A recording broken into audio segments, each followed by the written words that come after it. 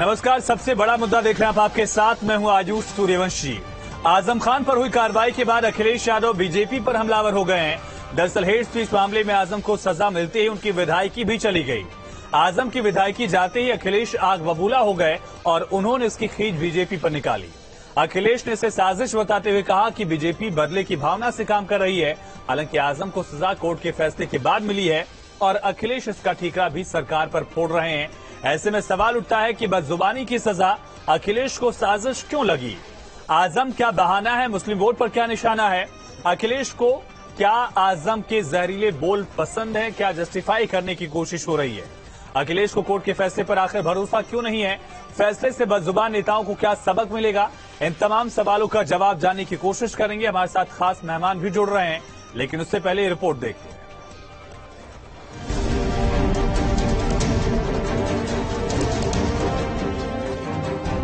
Hate speech मामले में आजम खान को सजा मिलने के बाद उनकी विधानसभा सदस्यता भी चली गई है। इसको लेकर यूपी की सियासत एक बार फिर से चरम पर आ गई है। समाजवादी पार्टी जहां आजम के सपोर्ट में खड़ी नजर आ रही है, तो वहीं सरकार पर आजम को फंसाने का आरोप भी लगा रही है। आजम को लेकर सरकार पर सबसे बड़ा आरोप अखिलेश यादव ने लगाया। दरअसल समाजवादी पार्टी ने अखिलेश यादव के बयान का एक फेसबुक पोस्ट लिखा, जिसमें अखिलेश यादव के हवाले से लिखा गया, आजम खान सांप्रदायिक ताकतों के विरोध की कीमत चुका रहे हैं। बीजेपी की विपक्ष के प्रति बदले की कार्रवाइयां थमने का नाम नहीं ले रही हैं। आजम खान नफरती राजनीति के विरोधी थे, इसीलिए वो बीजेपी की आंख की किरकिरी बन गए हैं। विधानसभा में उनके अकाट्य तर्कों और तीखे बयानों से बीजेपी नेता असहज रहते थे, इसीलिए उनके खिलाफ षड्यंत्र के बीज बोए जाने लगे।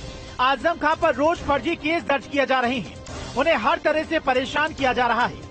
बीजेपी जौहर विश्वविद्यालय बनाने से आजम खान से चिढ़ गई है और विश्वविद्यालय को ही मटिया मेट करने पर तुली। आए दिन विपक्षी नेताओं की प्रतिष्ठा को धूमिल करने के लिए उन्हें फर्जी मुकदमों में फंसाने का सिलसिला जारी है। एसपी नेताओं के प्रति बीजेपी का रवैया दुश्मनी जैसा है। पूरे देश में भारतीय जनता पार्टी उन नेताओं को जो सेकुलरिज्म के लिए, संविधान के लिए, गरीब, कमजोर, मजदूर, अल्पसंख्यक, इन सब लोगों के लिए लड़ते रहे हैं, उनको टारगेट कर रही है और टारगेट करके अपने पद का, संविधान का, प्रतिष्ठा का, सरकार का भरपूर दुरुपयोग कर रही है। अखिलेश ने एक ट्वीट भी किया, जिसमें बिना नाम लिए अखिलेश यादव ने लिखा, पक्षपात सबसे बड़ा अन्याय होता है। दुर्भावना से किसी एक को लक्षित करके बिना किसी के किसी बात की सजा देना और अन्य को आरोपों से मुक्त करना नाइंसाफी है। केवल अखिलेश ही नहीं, बल्कि अब उनकी पार्टी के नेता भी आजम की सजा के लिए सरकार को दोषी ठहराने में पीछे नहीं है। संभल से एसपी सांसद शफीकुर रहमान बर्क ने भी सरकार को घेरते हुए कोर्ट के फैसले पर सवाल खड़े कर दिए। जहाँ तक आजम खान साहब की शख्सियत का ताल्लुक है, तो अब ये जातियात पर इस किस्म के हरेस करना, मैं तो समझता हूँ कि उनको ये ज्यादा हुदूद से आगे बढ़ के इसको हरेस किया जा रहा। ये हरेस कौन करता है? अब गवर्नमेंट की पॉलिसी है। हाँ, कोर्ट में अब वो तो उन्होंने कोर्ट में पहुंचा दिया इस मामले को। जो मामले जिस तरीके से डील किए जा रहे हैं, तो कोर्ट को उसके हिसाब से सजा देगा, वो डील करेगा वो। आजम खान को लेकर समाजवादी पार्टी के आरोपों का जवाब बीजेपी ने भी दिया। कुछ होना ही चाहिए भारत की न्याय व्यवस्था। तभी जब वो जेल से छूटे थे, सुप्रीम कोर्ट ने जब उनको जमानत दिलवाई थी, तो उसके लिए तो भी बड़े प्रसन्न थे, आज भी बड़े प्रसन्न हैं। सवाल ये है कि कोर्ट ने जब आजम खान को जमानत दी थी, तब किसी ने भी कोर्ट के फैसले पर सवाल नहीं उठाए थे, लेकिन वही कोर्ट जब आजम को सजा सुना दे, तो फैसले पर सवाल उठाए जाते हैं। News state.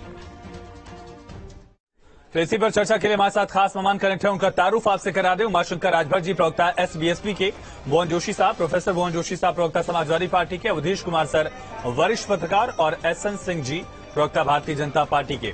भुवन जी, पहला सवाल आपसे ही है कि आखिर जब कोर्ट फैसला सुना रही है, उस पर सरकार पर ठीकरा फोड़ना कहां तक जायज है? देखिए, आपने देखा होगा, जब इस मामले का आपने अध्ययन करा होगा, तो माननीय आजम खान साहब के साथ अन्य लोग भी थे जो हेट स्पीच के अंतर्गत जिनको सजा मिली है। लेकिन एक व्यक्ति जिसका पूरा जीवन समाज की सेवा के लिए समर्पित हो, और आप देख पा रहे हो कि 10 बार के वो विधायक रहे, 3 बार के सांसद रहे, विपक्ष के नेता रहे और प्रदेश में मंत्री रहे, इतना बड़ा राजनीतिक जीवन जिस व्यक्ति का हो, उस व्यक्ति के साथ इस प्रकार की कार्रवाई करना एकदम न्यायप्रिय नहीं लगता है। या तो उनको भी सजा उतनी होती, लेकिन उनकी सजा का आप देख पा रहे होंगे और हम पूरा अध्ययन आप कर पा रहे होंगे, तो आप पाएंगे कि कहीं ना कहीं सरकार, उत्तर प्रदेश की सरकार और देश की सरकार लगातार ऐसे लोग जो धर्मनिरपेक्षता के लिए लड़ते हैं, सांप्रदायिक सद्भाव को बनाने के लिए लड़ते हैं, उनके खिलाफ कार्रवाई। किसी और पर कार्रवाई नहीं हुई, उससे आजम खान सही कैसे हो गए? जो आप मुद्दा पूछ रहे हैं उसका जवाब बीजेपी से मैं लूंगा, लेकिन उससे आजम खान की गलती जस्टिफाई कैसे हो जाएगी? उनको बीजेपी ने सजा तो सुनाई नहीं है, वो कोर्ट से उनको सजा मिली है, और सदस्यता जाना भी सुप्रीम कोर्ट का ऑर्डर है 2013 का। आप उससे बेहतर जानते हैं, कानूनी पहलू को आप समझते हैं मुझसे ज्यादा।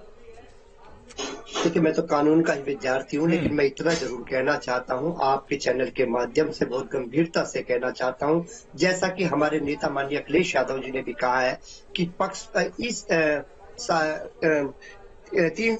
पक्षपात सबसे बड़ा अन्याय होता है। दुर्भावना से किसी एक को लक्षित करके बिना बात के किसी बात की सजा देना और अन्य। भुवन जी, सवाल वही है कि क्या कोर्ट पर ये सवाल है, डायरेक्ट अगर है तो कहिए आप लोग, लेकिन नहीं कह रहे हैं आप लोग, बीजेपी पर ठीकरा फोड़ रहे हैं। सजा तो कोर्ट नहीं सुनाई है, आरोप जो थे वो पुलिस लगा सकती है, चार्जशीट फाइल कर सकती है, दोष साबित होता है कोर्ट में, पूरी कार्रवाई होती है, सजा कोर्ट ने सुनाया है, तो उस पर यकीन क्यों नहीं है?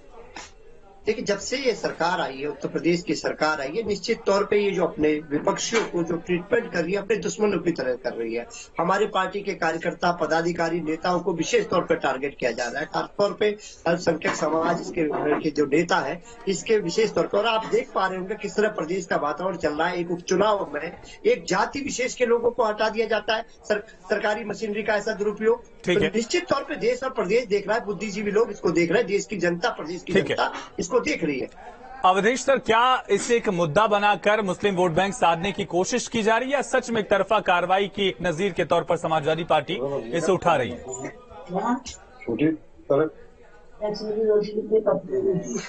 जो समाजवादी पार्टी कर रही है वो सीधे सीधे भारत की न्याय व्यवस्था और न्याय प्रणाली का विरोध है।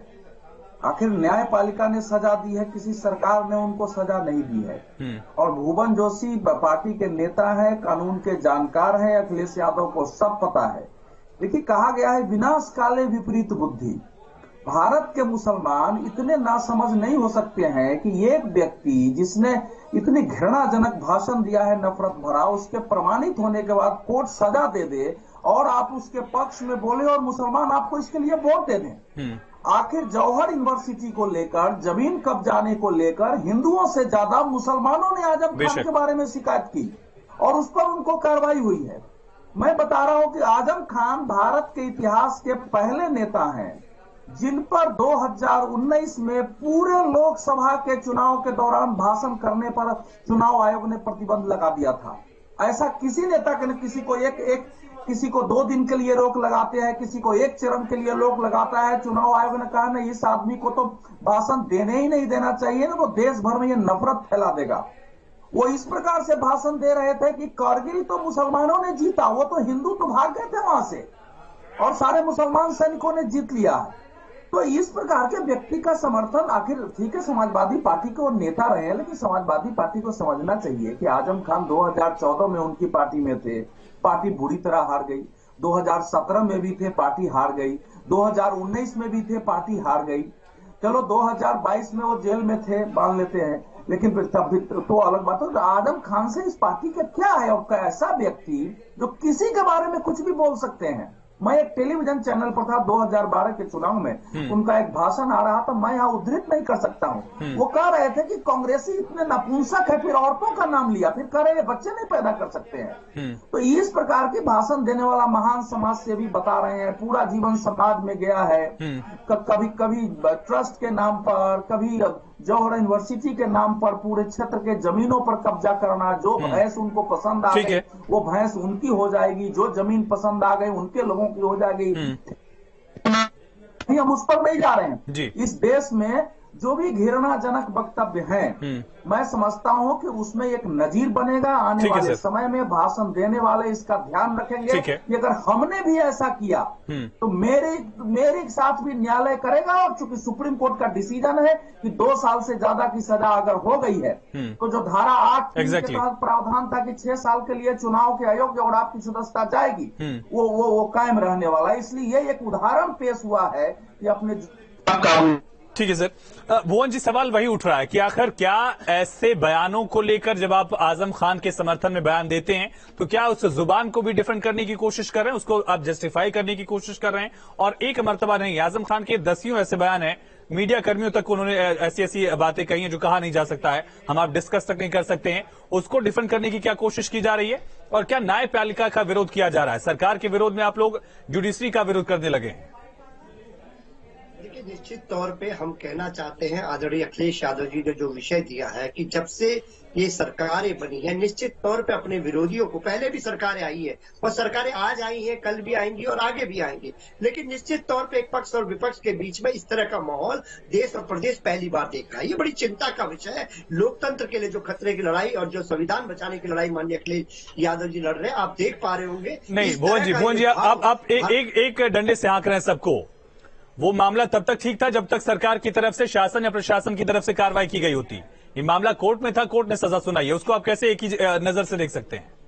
मैं आपको बहुत जिम्मेदारी से कहना चाहता हूं, जब सरकार अपने विरोधियों को इस तरह का ट्रीटमेंट करती है, उन पे तरह तरह की धाराएं लगाकर उनको कानून में पेश करती है और निश्चित तौर पे अपने विरोधियों को अपना टारगेट करके जो काम करती है, उसी का नतीजा है कि माननीय ठीक है एहसन सिंह जी, आप लोग टारगेटेड एक्शन ले रहे हैं, उसी की वजह से ऐसी सजाएं हो रही हैं समाजवादी पार्टी के नेताओं के खिलाफ। आप लोगों के नेता भी बयान देते हैं इस तरह का, भड़काऊ बयान देते हैं, कार्रवाई नहीं होती, उनकी सदस्यता नहीं जाती, आरोप है। बताइए आयुष जी, दरअसल ये लोग जो है ये तुलसीदास जी को मानते ही नहीं, उनको पढ़ते ही नहीं है। तुलसीदास जी को तो अश्लीलता से जोड़ के कहते हैं।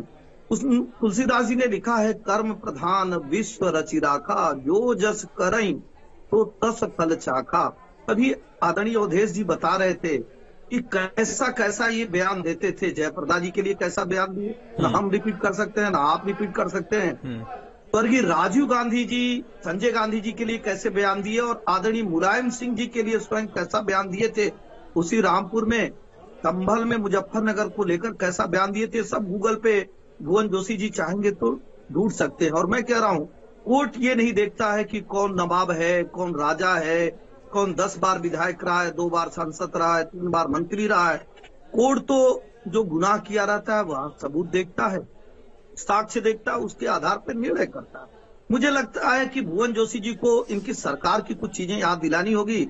आदरणीय अखिलेश जी को भय इस बात का लग रहा है, आदरणीय अखिलेश जी को भय इस बात का लग रहा है कि कहीं चुनाव आयोग जो हमसे सवाल पूछ रहा है 3 दिन से टीवी पर आके, उसको नहीं बता पा रहे हैं। और ये जब नहीं बता पा रहे हैं तो उस मुद्दे को भटक के इस पे आ रहे हैं, क्योंकि आजम खान जी ने स्वयं कहा कि हम तो कायल हैं, न्यायालय के इस न्याय से हम कायल हैं कि न्यायालय ने एक अच्छा न्याय दिया, जिसके प्रति न्याय सुनाया गया है वो कायल है। ऐसा जी, लेकिन बड़ा आरोप है कि आप लोग सिलेक्टिव कार्रवाई कर रहे हैं। बीजेपी नेताओं वाले केस न दर्ज होंगे न अदालत में पहुंचेंगे, डायरेक्ट मामला कोई अदालत में पहुंचेगा नहीं, डायरेक्ट किसी को सजा होगी नहीं, केसेस दर्ज नहीं होंगे। हाँ, सिलेक्टिव कार्रवाई का ये आरोप लग रहा है। आयुष जी, होता क्या है, देखिए, अगर आपके खिलाफ कोई कार्रवाई हो रही है और कोई गाली दे रहा, आप थाने नहीं जाएंगे तो निश्चित तौर पे थानेदार आपके पास नहीं आएगा। आदरणीय प्रधानमंत्री जी को इन्होंने क्या कहा कि लोग वहाँ अंतिम समय तक जाते हैं, लेकिन भारतीय जनता पार्टी का कोई कुछ नहीं कहा, इसलिए कोई कार्रवाई नहीं हुई। लेकिन वहाँ पे बीजेपी के एक नेता गए, बर्क साहब कहते देश में खून की नदियां बह जाएंगी, कोई नहीं गया तो उनके खिलाफ नहीं कार्रवाई होगी। और अगर भारतीय जनता पार्टी का भी कोई कहता, आयुष जी आप जाइए, न्यायालय सबके लिए है। ठीक है भुवन जोशी जी, बहुत संक्षेप में, फिर मैं शंकर जी के पास जाऊंगा। जुडिशरी पे यकीन न होने का क्या मतलब है? हम इस देश के संविधान और कानून को मानने वाले लोग हैं। निश्चित तौर पे पार्टी इस विषय का संज्ञान लेगी और निश्चित तौर पे जो सबसे बड़ी अदालत होती है जनता की अदालत, उसमें निश्चित तौर पे आप पाएंगे, हम लोग लगातार, हमारा पूरा विश्वास है, जनता का हम पे विश्वास है। और इसके साथ क्या कंपल्शन है कि आजम खान को डिफेंड करना पड़ रहा है? मुस्लिम वोट बैंक, देखिए, निश्चित या फिर सिर्फ समाजवादी पार्टी से जुड़े हैं, यही मजबूरी है? नहीं, देखिए मैं आपसे निश्चित तौर पे कहना चाहता हूँ, आज जो उनके साथ जिस प्रकार के जुल्म हो रहे, जिस तरह के एक हल्के हल्के मुकदमे उन पे लगाए गए, जैसे भैंस चोरी का, एक सांसद, एक विधायक, एक प्रतिष्ठित व्यक्ति, उसके पास आप ऐसे मुकदमे लगाएंगे, निश्चित तौर पे देश और प्रदेश आज निश्चित तौर पे भारतीय जनता पार्टी की जो सरकार है उसके रवैये को देख रही है। और निश्चित जोशी जी, आप बड़े माहिर तरीके से मर्ज कर रहे हैं दोनों चीजों को, सरकार को और जुडिशरी को। आप हमला सरकार पर बोल रहे हैं लेकिन सवाल उठा रहे हैं न्यायपालिका के फैसले पर। कैसे दोनों चीजों को मर्ज किया जाए? निश्चित तौर पे मैं आपसे कहना चाहता हूँ, सरकारें आती हैं, सरकारें जाती हैं, लेकिन जिस प्रकार का रवैया अपने विपक्षियों को साथ शत्रुओं की तरह जो ट्रीटमेंट भारतीय जनता पार्टी कर रही है, निश्चित तौर पे लोकतंत्र नहीं, बहुत एक चीज क्लियर करिए भुवन जी, क्लियर करिए, न्यायपालिका के फैसले का ठीकरा सरकार पर कैसे फोड़ रहे हैं आप, समझाइए जरा। मैं आपसे कहना चाहता हूँ, जितने मुकदमे लगे हैं सब भारतीय जनता पार्टी की सरकार ने उन पे लगाए, लेकिन जिसमें सजा हुई वो सजा कोर्ट ने दी है। कोर्ट सही और गलत का फर्क तो समझता है। लेकिन उसी तरह के भुवन जोशी जी से बीजेपी के गोसाईगंज अयोध्या से विधायक है कब्बू तिवारी जी, उनकी सदस्यता भी इसमें चली जाती है। और कभी समाजवादी पार्टी के लोगों ने नहीं कहा कि ऐसा नहीं जाना चाहिए, क्योंकि 2013 में सुप्रीम कोर्ट ने जो लॉ बनाया वो कहता ही है कि 2 साल से अधिक की सजा होगी, सदस्यता आपकी चली जाएगी। इसमें भारतीय जनता पार्टी, कांग्रेस, समाजवादी पार्टी कहां से आ गई? बीजेपी के विधायक थे कब्बू तिवारी, उनकी सदस्यता गई थी, क्योंकि उमाशंकर जी आपकी पार्टी कहाँ खड़ी इस मुद्दे को लेकर? एसएन जी लौटता हूं, उमाशंकर जी कहाँ खड़ी है? पुराने साथी हैं आपके आजम खान, बड़ा मेल मुलाकात का दौर भी हमने देखा है चुनाव से पहले भी, और अब बीजेपी से करीबियां भी देखी जा रही हैं। विडंबना वाली स्थिति तो आयुष जी देखिए, ये कोर्ट का फैसला है, इसको सबको सम्मान करना चाहिए, चाहे हमारे सपा के मित्र हो चाहे भाजपा के मित्र हो। और आयुष जी, मैं एक आपको और जानकारी बता दूं, जो उत्तराखंड में धर्म संसद हुआ था, उसके परिप्रेक्ष्य में 2 हफ्ते पहले माननीय सुप्रीम कोर्ट ने एक आदेश दिया है कि हेट स्पीच के मैटर में अगर कहीं केस दर्ज नहीं जो अधिकारी करेगा, वह कोर्ट ऑफ कंटेम्प्ट माना जाएगा। सही कह रहे हैं आप। अब अधिकारी को भी संज्ञान लेना पड़ेगा। यह तो 2019 का कंप्लेन है, उसका यह जजमेंट है। सपा के मित्रों को यह बता देना चाहता हूं कि कम से कम कोर्ट के मैटर को, कोर्ट का जो है चीजें जो है उसका कम से कम सम्मान करिए। और आपके नेता तो जग जाहिर है भुवन जी, कम से कम उस संसद में आप ध्यान रखिए, इसी संसद में जब माननीय आजम खान जी सांसद थे तो पीठासीन अधिकारी महिला थी, और उनके बारे में किन शब्दों का उन्होंने प्रयोग किया, और माननीय अखिलेश जी उसके लिए क्षमा मांगे, तो यह नौबत नहीं आनी चाहिए। देखिए, राजनीति में, लोकतंत्र में ये सब बातें होती रहती हैं, लेकिन कम से कम इस भुवन जी इस बात को ध्यान रखिए कि इसकी मर्यादा बनाए रखिए जो है, और कोर्ट का आप सम्मान करिए। ठीक है अवधेश सर, क्या ये पॉलिटिकल इमेच्योरिटी है या कोई ऐसा एजेंडा है जो दिख नहीं रहा है? आजम खान को ऐसे मुद्दों को लेकर डिफेंड करना क्या दर्शाता है? भारतीय समाजवादी पार्टी भारतीय राजनीति में आए परिवर्तन को लगातार पराजय के बावजूद समझने में विफल है। वो समझ नहीं पा रही है कि आखिर भारतीय जनता पार्टी को इतना समर्थन क्यों मिला है। योगी आदित्यनाथ की सरकार के विरुद्ध कार्यकर्ताओं में असंतोष, पता चलता कि जनता में असंतोष नहीं, कार्यकर्ताओं में असंतोष था, लेकिन फिर भी पार्टी इतने वोटों से जीती है। क्यों जीती है? कि जब आप जरूरत से ज्यादा मुस्लिम, जरूरत से ज्यादा आजम खान करते हैं, उसके विरुद्ध एक जन प्रतिक्रिया देश भर में हो रही है। उस जन प्रतिक्रिया का लाभ नरेंद्र मोदी को केंद्र में मिलता है, बाकी भाजपा को मिलता है। समाजवादी पार्टी लगातार चुनाव हारने के बावजूद ये समझने की कोशिश नहीं कर रही है कि हम क्या करने जा रहे हैं। और मैं दूसरी बात ये समझता हूं कि जब लगातार आप पराजित होते हैं तो आप इस प्रकार के संतुलन, आपका कई बार संतुलन बिगड़ जाता है, समझ नहीं पाते हैं कि उनको क्या स्टैंड लेना चाहिए। इस केस के बारे में भुवन जोशी को पता होना चाहिए कि ये एक वीडियो था जो किसी और ने वायरल कर दिया। जब वीडियो वायरल हो गया तो वहां के अधिकारी के लिए, जो चुनाव अधिकारी था, वो मुकदमा करना अनिवार्य हो गया। ये बीजेपी सरकार ने मुकदमा नहीं किया है, ये ध्यान रखने की जरूरत है। बीजेपी सरकार पे मुकदमा था ही नहीं। जो बीजेपी की सरकार के मुकदमे की बात कर रहे हैं, वो जो 165 मुकदमे हैं तीनों पर, वो अलग है, ये बिल्कुल अलग है। ये नफरत भरे भाषण का मुकदमा था। और आजम खान ऐसे व्यक्ति हैं कि जब राम नाईक वहां के राज्यपाल थे तो इन्होंने सदन में ही भाषण दे दिया राज्यपाल के पूरा खिलाफ। राज्यपाल ने पूरे भाषण मंगवाए, भाषण मंगवा के फिर उन्होंने भेजा है वहां 33 पंक्तियां उसमें से अध्यक्ष को हटानी पड़ी और राज्यपाल ने लिखा कि क्या यह व्यक्ति अभी भी अखिलेश यादव को लिखा कि ऐसा व्यक्ति जो सदन की मर्यादा नहीं जानता हो, जिसके जुबान पर नहीं हो, क्या आप उसको बनाए रखें? ठीक है सर। जो व्यक्ति गृह मंत्री को खुलेआम गुंडा कह रहा हो, नहीं उन्होंने कहा गुंडा है अमित शाह, और मोदी तो हत्यारा है। वो पूछ रहे हैं कि ये जो मर्दानगी आज दिखा रहे हो, जब मीर बाकी वहां मंदिर तोड़कर मस्जिद बना रहा था तब मर्दानगी कहाँ गई? बताइए, ऐसा व्यक्ति उत्तर प्रदेश। ठीक है अवधेश, ठीक है मैं लौटता हूं, थोड़ा सा वक्त कम है हमारे पास, लेकिन भुवन जी वही कि क्या अपीजमेंट की कोशिश में समाजवादी पार्टी की पॉलिटिकल मजबूरियां हैं, और जब आप ऐसा बेंचमार्क सेट करेंगे तो विपक्ष से यानी कि अपनी विरोधी पार्टियों से सवाल किस बुनियाद पर आप पूछ पाएंगे? बीजेपी पर जब अगली बार आरोप लगाएंगे तो वही बातें पलट कर आएंगी, भाई आपने आजम खान को डिफेंड किया है, ऐसे ऐसे बयानों पर जो न यहाँ कहे जा सकते हैं न डिस्कस किए जा सकते हैं।